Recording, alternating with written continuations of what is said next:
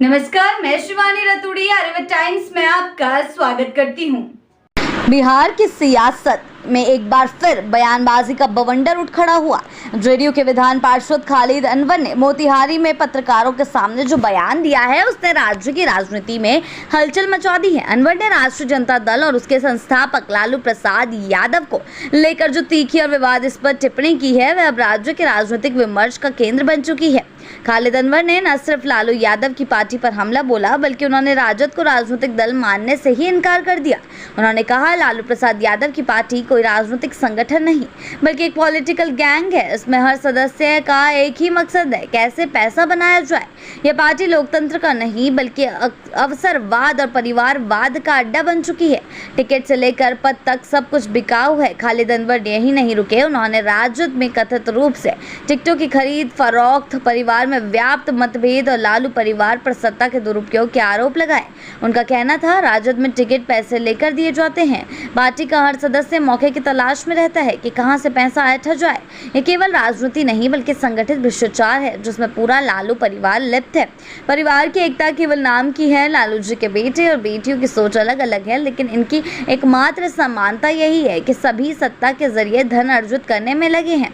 अनवर ने नीतीश कुमार की तुलना लालू परिवार से करते हुए कहा है नीतीश कुमार राजनीति में बिहार को सुजाने संवारने आए थे लेकिन लालू परिवार राजनीति में बिहार को लूटने के इरादे से आया है। जहां नीतीश जी ने सुशासन की नींव रखी वहीं लालू जी का परिवार उस नींव को खोखला करने में लगा रहा। अगर इस संगठन को पार्टी कहा जाए तो यह लोकतंत्र का अपमान होगा। यह एक संगठित गैंग है।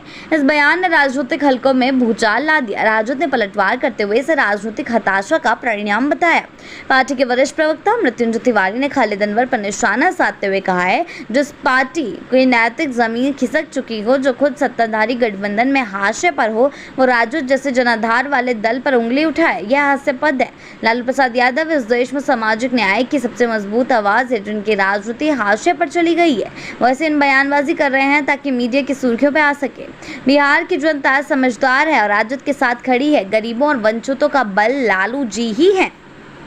कांग्रेस ने भी जेडीयू नेता के बयान की कड़ी आलोचना की है। पार्टी प्रवक्ता असीत नाथ तिवारी ने कहा है खालिद अनवर जैसे नेताओं का यह पुराना तरीका है, किसी बड़ी शख्सियत पर हमला बोलो और मीडिया में जगह पालो। सवाल यह है कि जो लोग 30 साल पुरानी बातें याद दिला रहे हैं वो पिछले 3 सालों में अपना क्या योगदान बता पाए। आज जब जनता बेरोजगारी, महंगाई और भ्रष्टाचार से परेशान है तब इन नेताओं के पास जनता के सवालों का जवाब नहीं है, इसलिए वो जनता का ध्यान भटकाने के लिए इस तरह के बेतुके बयान दे रहे हैं।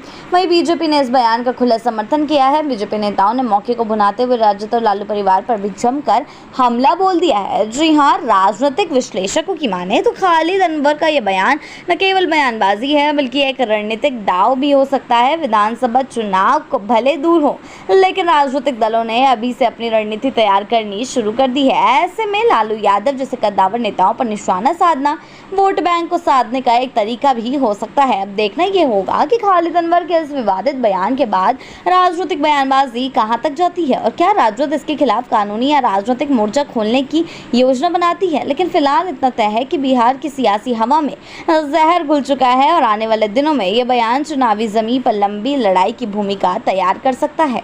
ऐसी ही अपडेट्स के लिए जुड़े रहें आर्यभट्ट टाइम्स के साथ ही चैनल को सब्सक्राइब करना ना भूलें और हमारी फेसबुक और वेबसाइट के साथ भी जरूर जुड़ें।